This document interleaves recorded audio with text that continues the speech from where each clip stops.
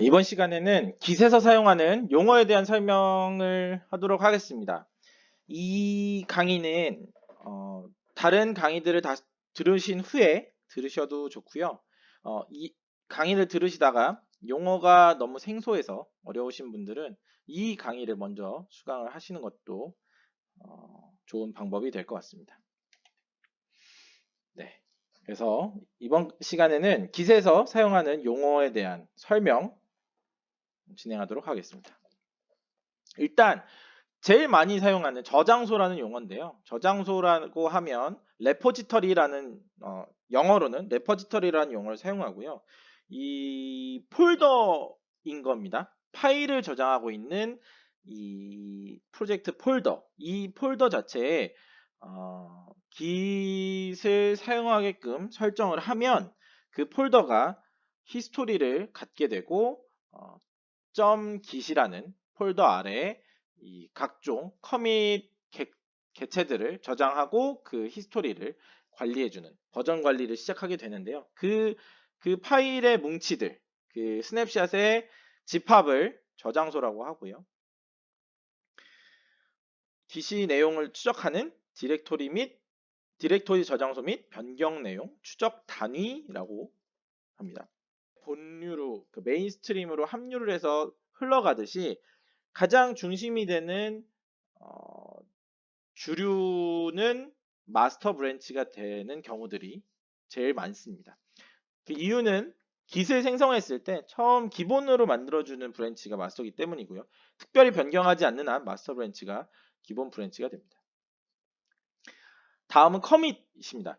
이 다른 버전 관리 툴에서는 커밋을 중앙 저장소에 저장하는 것도 커밋이라고 합니다. 그러니까 다른 원격지에 데이터를 넘겨주는 것도 커밋이라고 사용하는 경우도 있는데요. git에서는 이 커밋을 로컬에서 저장하는 어떤 그 스냅샷을 만드는 행위, 그리고 파일의 스냅샷들을 만들고 그거에 대한 메타 정보를 저장해서 하나의 해시, 여러 개의 파일 해시들과 하나의 그 스냅샷, 이것을 만드는 그것을 커밋이라고 하고요. git의 과거 기록에 대한 항목이라고 합니다. 특정 시점에 일련의 파일에 대한 변경 사항이고요. 커밋은 인덱스에 추가된 파일을 참조하고 하고 헤드가 분기의 새 상태를 가리키도록 업데이트합니다. 그러니까 이 얘기는 파일들을 색인할 수, 인덱스할 수 있도록 추가시키고 거기에 대한 참조값을 만든 다음에 그 참조값을 헤드, 지금 이 git이라는 프로젝트 관리 툴에서 제일 최신 상태라고 하는 커밋 상태를 헤드의 이 지금 커밋에다가 지정하게끔 하는 그 업데이트를 만들어주는 그 명령입니다. 커밋은. 다음은 해시인데요. 해시라는 것 자체가 컴퓨터 용어에서 많이 사용이 됩니다. 최근에 인스타그램이라는 이런 소셜 네트워크에서 어떤 컨텐츠를 만들 때 해시라는 단위를 사용하듯이 그 기술적으로 그 기술의 원천이 같습니다.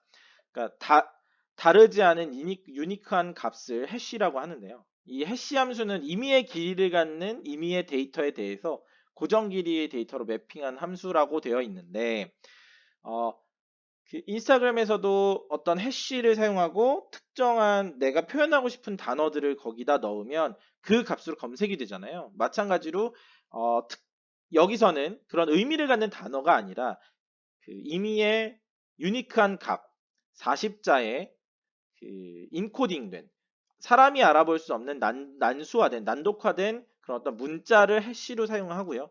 그 해시가 유니크하게 지금 커밋이 됐든 어떤 브랜치 레퍼런스가 됐든 그 이 값을 의미하는 하나의 유니크한 값으로 만들어 주는 겁니다. 그래서 해시라는 표현을 많이 사용하게 되고 그 git 안에는 그 해시로서 유니크한 스냅샷들의 그 값들을 표현하게 됩니다. 다음은 참조인데요. 레퍼런스라고 하고 이 커밋 해시 만든 이 유니크한 문자열에 해당하는 그 이름을 의미하고요. git 랩스라는 디렉토리에 있는 파일에 저장하게 됩니다. 이 폴더에 이 파일이 날아가면 깃이 깨지게 되죠. 이 참조는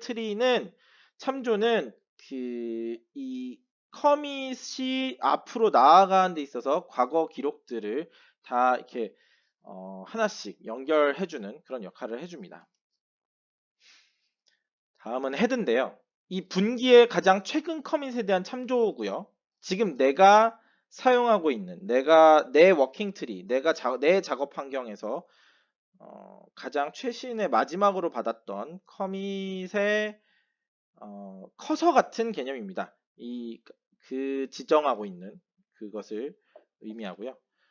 일반적으로 분기의 팁이라고 하죠. 그 브랜치의 팁, 제일 최상단, 제일 최근에 한 커밋, 그것을 헤드라고 합니다.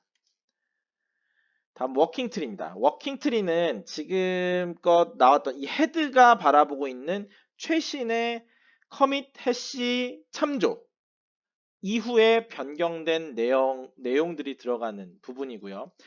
맨 처음 강의 초반에 깃 설명을 하면서 스테이징 영역과 워킹 영역과 이 깃 레포지터리 영역이 분리되어 있다라고 설명을 드렸는데, 이 워킹 트리는 그 중에 분기의 파일을 변경하는 부분이고요. 내가 파일을 저장하면 이 워킹 트리에 들어가게 돼요.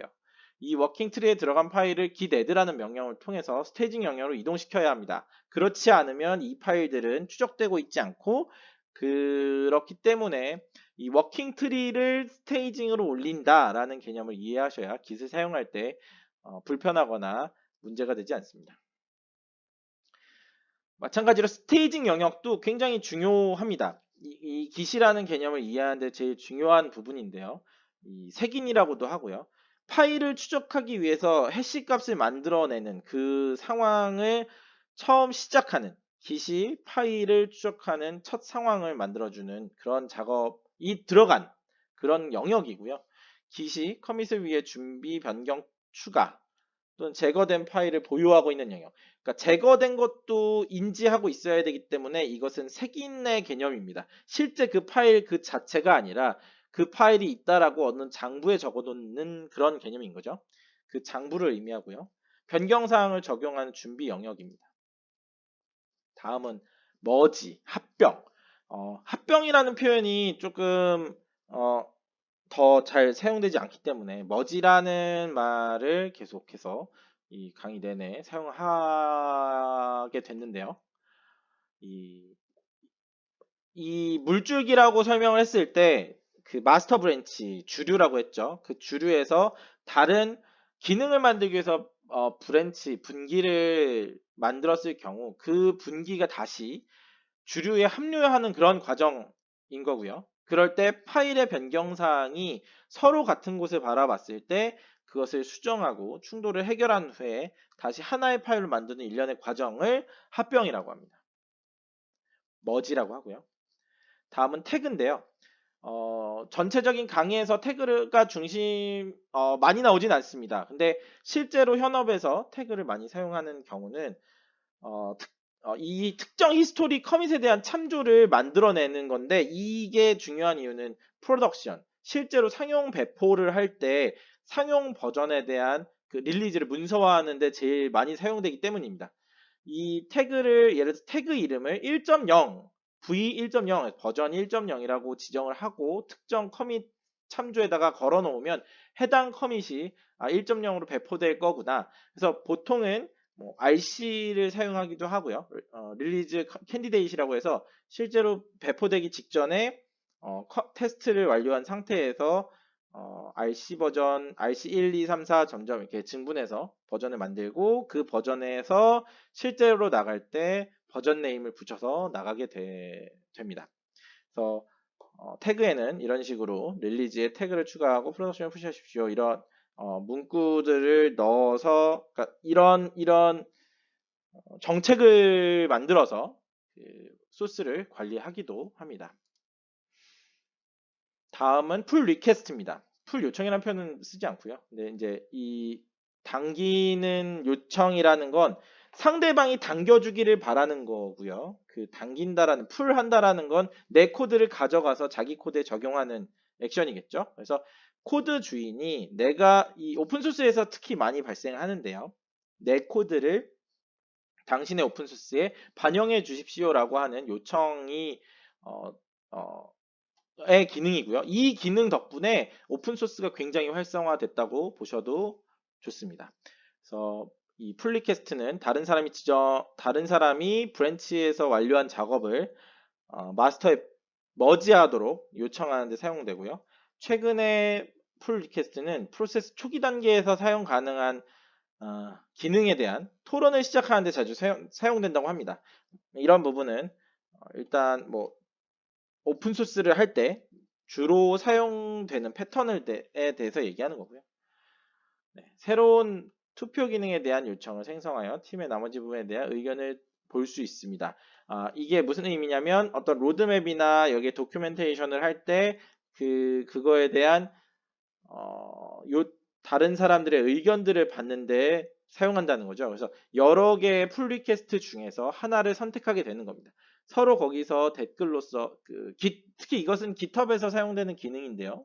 GitHub의 풀 리퀘스트에는 댓글도 달 수 있고 해당 그 풀 리퀘스트의 커밋 요청에 대해서 그 그래픽 인터페이스 화면으로 보면서 얘기를 할 수 있기 때문에 그 내용들을 보면서 여러 개의 풀 리퀘스트 동일한 내용에 대해서 여러 개의 의견들 중에 풀 리퀘스트 중에 하나를 선택해서 머지하면 그게 의견의 합의 과정으로 사용된다는 그런 의미고요. 그렇게도 사용되기도 하고 코드나 기능을 개선할 때 개선한 후에 풀 리퀘스트를 날리기도 합니다. 다음은 포크입니다.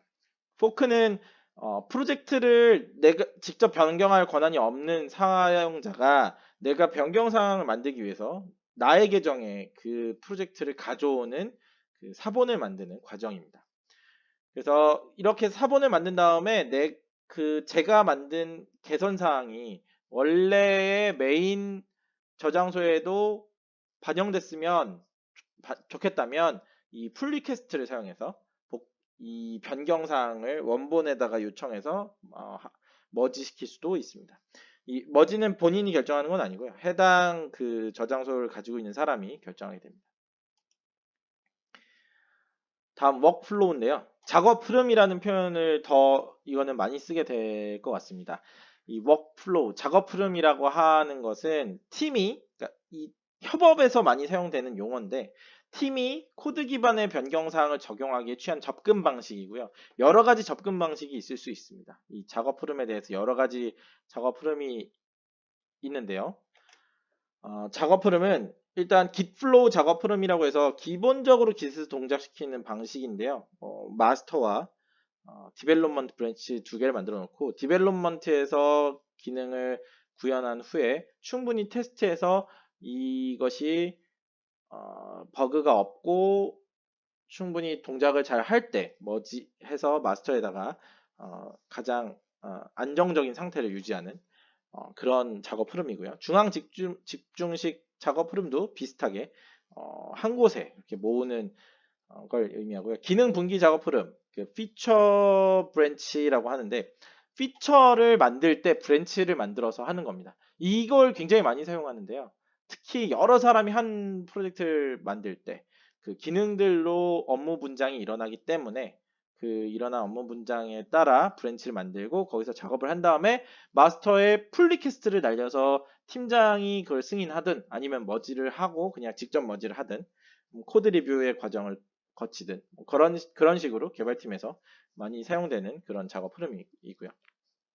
복제 작업 흐름은 아까도 말씀드렸던 것처럼 오픈소스에서 내가 권한이 없는 상태에서 기여를 하고 싶을 때 복제 작업 흐름을 사용하게 됩니다.